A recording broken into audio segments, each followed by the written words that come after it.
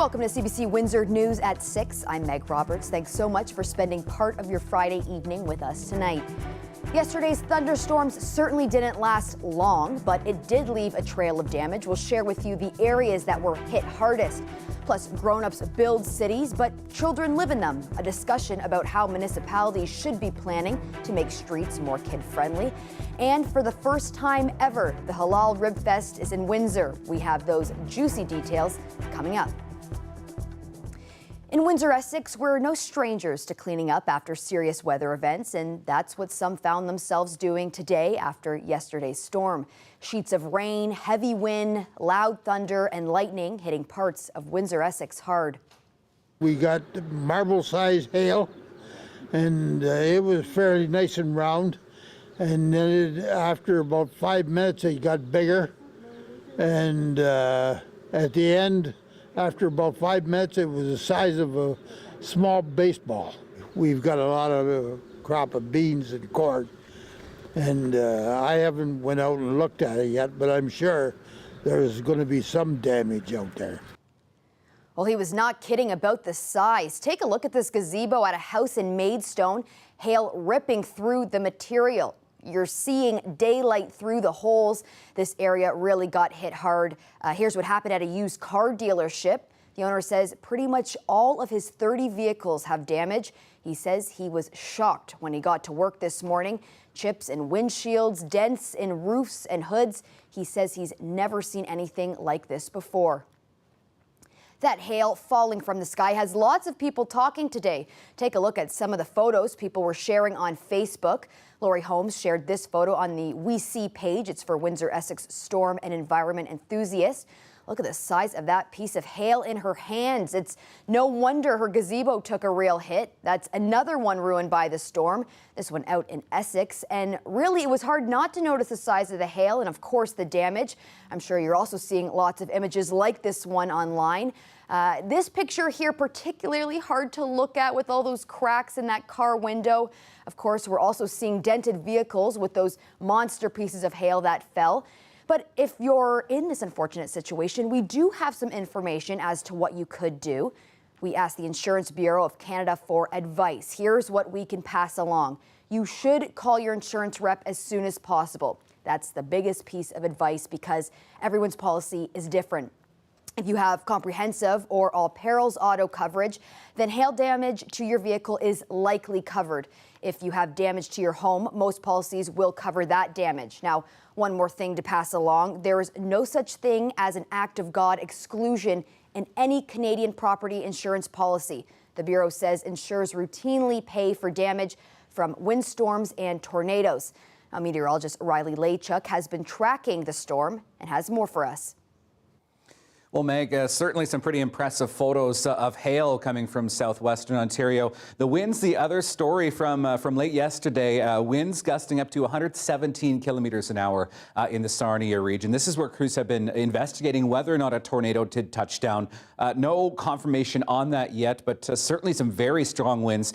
Windsor, St. Catharines, almost at 100 kilometer an hour winds. I wanted to take you back 24 hours. So this is the current satellite radar here. This is that line of storms that pushed through the GTA later in the evening and then up into the Ottawa region as we got through the day today. So Southern Ontario not done with this system yet. You can see us still spinning into the Ottawa region here where we have seen some rainfall warnings through today, but you can see the major punch coming through southwestern Ontario through the GTA last night.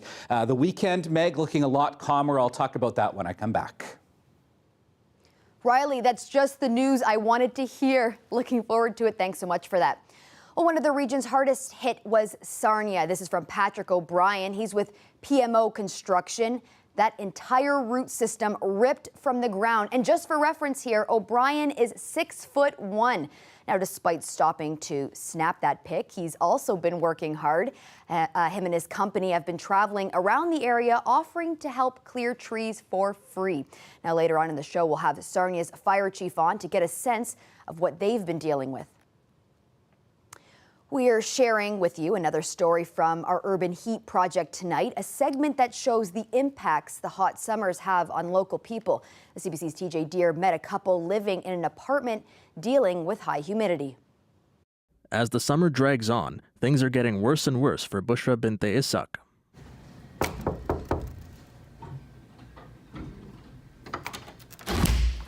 Oh, hi. No air conditioning in the living room of her apartment in Sandwich Town means uncomfortable days while she's working from home as a call center operator. Sometimes I get very anxious, but I have to cope up because I don't have any other option. But I do feel very bad most of the time because, like when it gets really hot, it's not possible to come around and take water or take a shower because I'm working that time. The bedroom has an AC unit, but her husband uses it when he sleeps during the day after working night shifts as a general laborer. Oh my God, it's so hot. To cope, she drinks lots of water and turns on a fan while leaving the living room window open, but even that's not enough. To see how hot it gets while she's working, CBC News installed one of these sensors in Ishaq's apartment. These sensors track the temperature and humidity of the room they're in. The sensor shows that over the past month, the indoor temperature in Ishaq's apartment consistently hovered in the mid-20s, comparable to the outside temperature. However, there were days where the humidity made things worse, with it reaching as high as 93%. Humidity is the amount of water vapor in the air, so when it's high, there isn't room for much else, making things seem hotter than what the sensor says. All of this takes a toll, especially on Ishaq's 2.5-year-old son. I remember that I took shower 3 times, but it's not possible for my kid to give him shower 3 times. He's gonna catch cold. So I have to make sure that I sponge his body and stay hydrated. Ishaq and her family can't afford to get a second AC unit for the living room, so they make do with the heat. She says older buildings like hers were built to keep the heat in, not accounting for global warming. Because these are designed for the cold environments, but as the world temperature is increasing, so there is a massive environmental change too. One option to help people like Ishaq to help pay their bills is to take advantage of the Keep the Heat program run through the UHC Hub of Opportunities. The program helps eligible households pay their rising utility bills. The program's administrator says they have seen a 17% increase in demand in the last 12 months, an increase of more than 100 residents across Windsor-Essex. She also says unsuitable apartment conditions are concerns they hear all the time. Ishaq wants to see new builds, whether they be houses or buildings, to take climate change into account. TJ Deere, CBC News, Windsor. We've got more stories about the heat on our website. This is one of the most read stories in Canada today. A Windsor renter who suffers from vertigo and migraines after she says her landlord forced tenants to remove air conditioner units. We have the full story up on our site, cbc.ca/Windsor. Stellantis is looking to make up lost time as they work to bring the battery plant online. The automaker says pausing construction to sort out a deal with upper levels of government has put them 7 weeks behind schedule. That's Chief Operating Officer Mark Stewart touring the Brampton plant earlier today with Unifor's President Lana Payne. Both say they're ready for bargaining, which is expected to start in September. Payne says workers want better wages and job security as plants retool for electric vehicle production. Stewart says he's confident the two sides will be able to reach a fair deal. He was asked about the recently renegotiated multi-billion-dollar deal to save the battery plant in Windsor and mentioned the pressure to get construction back on schedule. I've given a reassurance, by the way, in writing to the province, to the feds as well, that we absolutely are committed on the agreements we have with Windsor, with Brampton. And, I don't want to dig up anything else because we have that all settled now, right? All we asked for simply was, let's finish up the agreement that was said and get the signatures on it. That's all. That's all we asked, nothing else. We're manufacturing folks. We're going to find a way to claw back that 7 weeks. I need that 7 weeks back. We need that 7 weeks back together so that we can get batteries into this facility and others, right? So we absolutely need it. Of course, cities are built by grown-ups, but one transportation engineer says we need to start building them for kids. Professor Owen Waygood came to Windsor this week to discuss city design. I caught up with him at a location built for children. And as he explained to me, the way our youth gets around plays a much bigger role in their lives than we may think. So we are right outside of the Aquatic Center here in Windsor. Looking around from a child-centric lens, what do you notice? Well, one of the things I did notice almost immediately is this road coming in here, which is one-way traffic. But you have about 3 lanes of open traffic plus the parking lane. Waygood says this is a problem. Picture a 9-year-old walking across this street. Vehicles are parked in a lane, but because of the height of the child, drivers might be unaware someone is standing at the intersection and the child can't see the traffic. Curb extensions, like this one, could be a solution.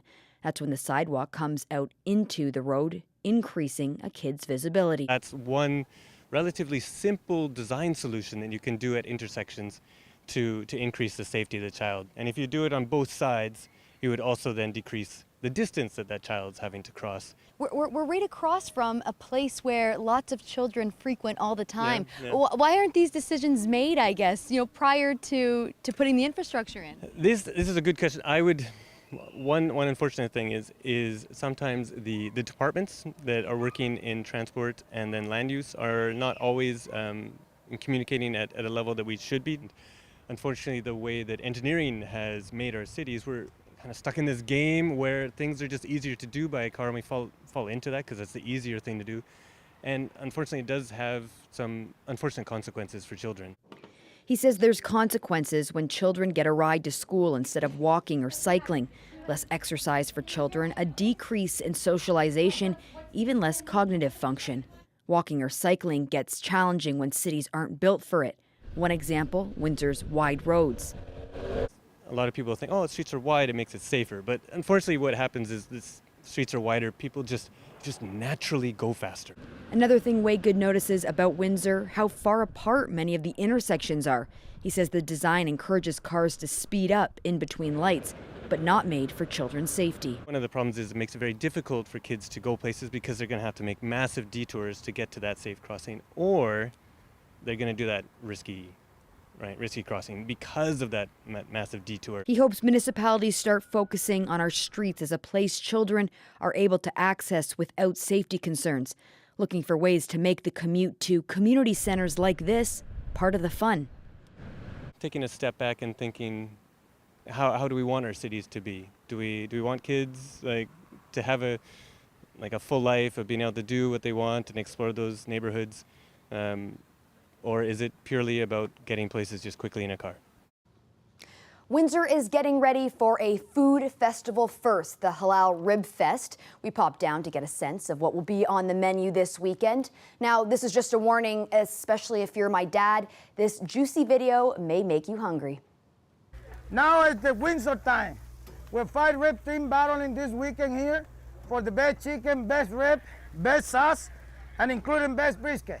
So I'm welcoming you to come to the waterfront and enjoy the community, Muslim community, and have a great time this weekend. So halal just means something that's permissible for Muslims to eat. And I grew up in Toronto, and I always saw events where I wasn't able to eat the food there unless it was vegetarian, and I couldn't enjoy any of the meat because I didn't know if it was halal or not. So we wanted to make sure that all the meat here is verified halal. It's slaughtered a certain way. It's blessed before it's been slaughtered, and after that we're good to go. And you'll notice here that all the ribs are beef, and we have smoked chicken. We have no alcohol on site, because part of being halal, part of eating halal means that we're not having any pork, we're not having any alcohol. So there's no beer tent at this Rib Fest, but we have ample of options from lemonade to other interesting drinks. And we really wanted to bring this for our community to come enjoy halal, as well as other people to come experience what it means to have a halal Rib Fest. Good rib takes time. You gotta do it slow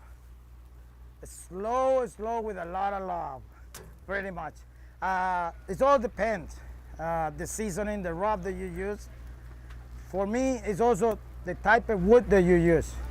Like this, because of the weather in here is a little bit, for me, the way I see it, is a little bit hotter, but you have a lot of water coming from the river. I use mulberry this time. I think mulberry is a very nice and sweet wood. Even probably for this, I believe it's better than cherry. So you can actually smell the sweetness of the chicken. You can smell the sweetness of the wood. Rib! Come and get your rib! Nice and sweet with a little bit of cake. Oh yeah!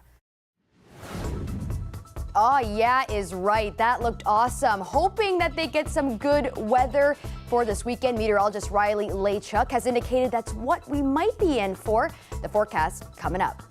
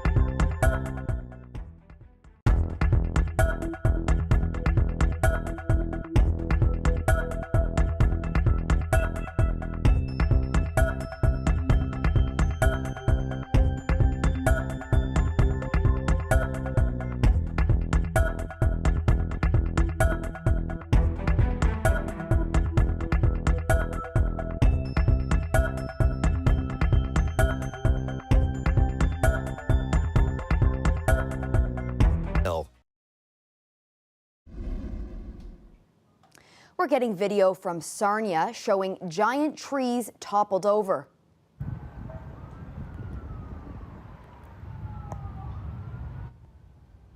Just some of what the area is dealing with. Thousands were left without power when the storm hit yesterday. A crew is on the ground in Lambton County to see if a tornado hit. I spoke with Sarnia Fire Chief Brian Van Gaver about the impacts of the storm, specifically in regards to hydro. Last night it was a lot of downed wires, a lot of wires hidden because of trees that were down. So we were very concerned that residents, especially after the storm lifted, that wanted to go outside and look around. We had concerns that maybe they'd possibly step in the wrong place.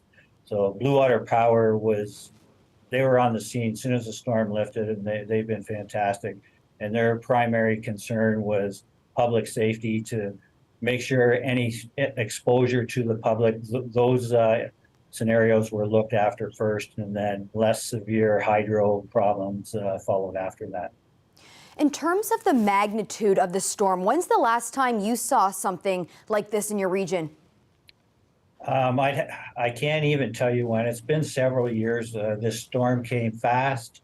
It was short-lived, and when it lifted, the damage was unbelievable. And like I say, I don't recall in recent history seeing this kind of damage. The story around Sarnia is there was a terrific tornado in the 1950s. This one by no means compared to that, but it's kind of those memories that came back to a lot of people that know that story. Yeah, absolutely. I'm sure there was lots of people last night who were pretty nervous with the events that were going on. In what ways can people help with the cleanup over the weekend? Because I assume that there's quite a bit. Yeah, there's a lot of cleanup to follow. That's well underway. City crews they started last night, through the night, and again today. So to help the residents with cleanup, what the city's doing is this Saturday and Sunday, we're going to focus primarily on the most hardest hit areas of the city, where we're asking residents to get their brush out to the boulevards, so between the sidewalk and the road. We've got crews going around and picking it up.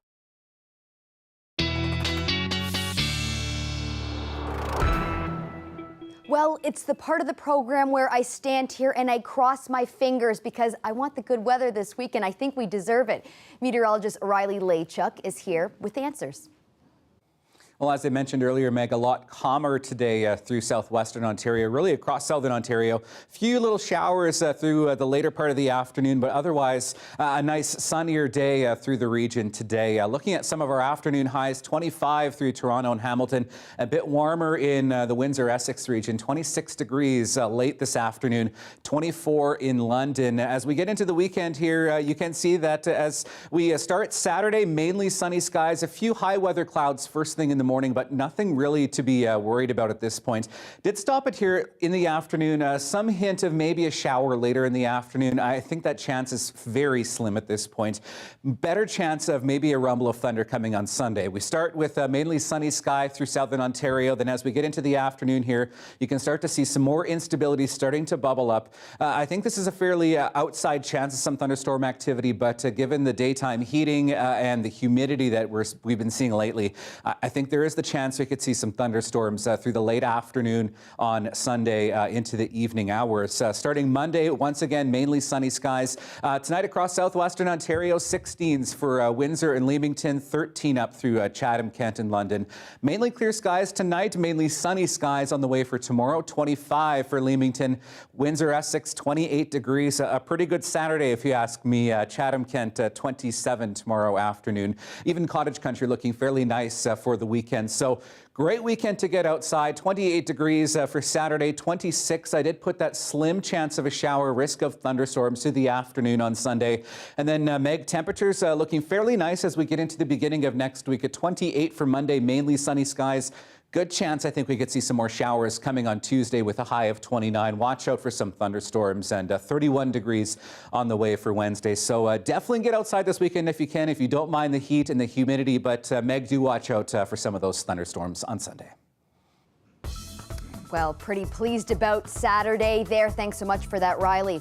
Now, how concerned should we be about the use of pesticides and the effects it has on our health? Some say very. We have that story coming up after the break.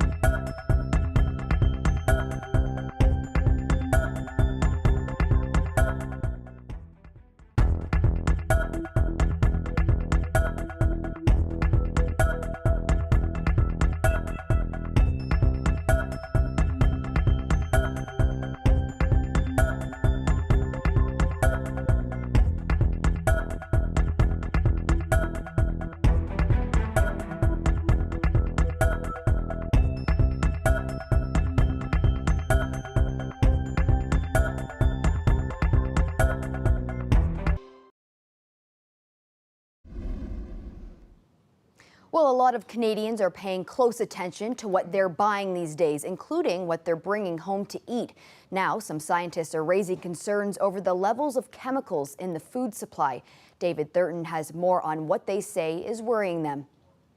Just these last couple plants, eh? This urban farm is dedicated to growing pesticide-free produce. I feel like I certainly don't know enough about the long-term effects of ingesting pesticides on a regular basis. He's not alone, as the national body that oversees the chemicals used to grow Canada's food comes under fire. All organic. And that's one of the things people can do in the short term. This pesticide researcher resigned from a top advisory role at Canada's pesticide regulator because of concerns about transparency. Well, we've got the espaliated apple tree here. And the use of outdated science.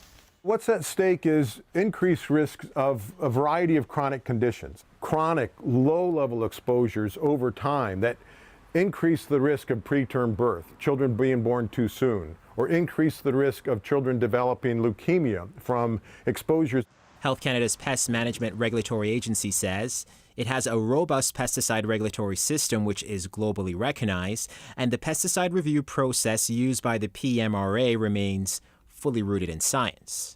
What we really need is truly independent science. But this environmental lawyer believes the industry has an outsized influence on the regulator. What we're facing right now is a regulator that is heavily dominated by industry actors, especially chemical companies and pesticide user groups.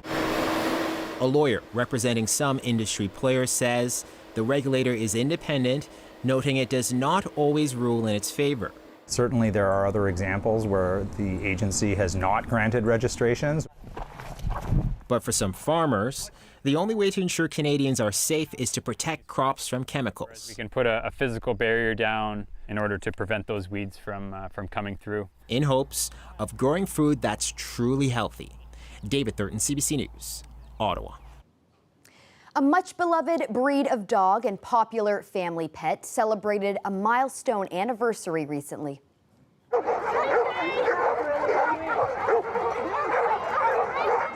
It's been 155 years since golden retrievers were first bred in the Scottish Highlands. Hundreds of golden girls and boys joined in the festivities in Gushkin, the breed's ancestral home. It's the 6th annual gathering of the pups that draws humans and their canines from more than a dozen countries, including contests, educational events, and lots of activities for the lively four-legged crowd. Well, that's it for CBC Windsor News. Don't forget, for news anytime, go to our website at cbc.ca/Windsor. We're on social media too. Check us out on Facebook and Instagram. As usual, The National is on tonight at 10 p.m. on CBC TV and streaming. Thanks so much for tuning in. Hoping you have a lovely weekend. We'll see you back here Monday.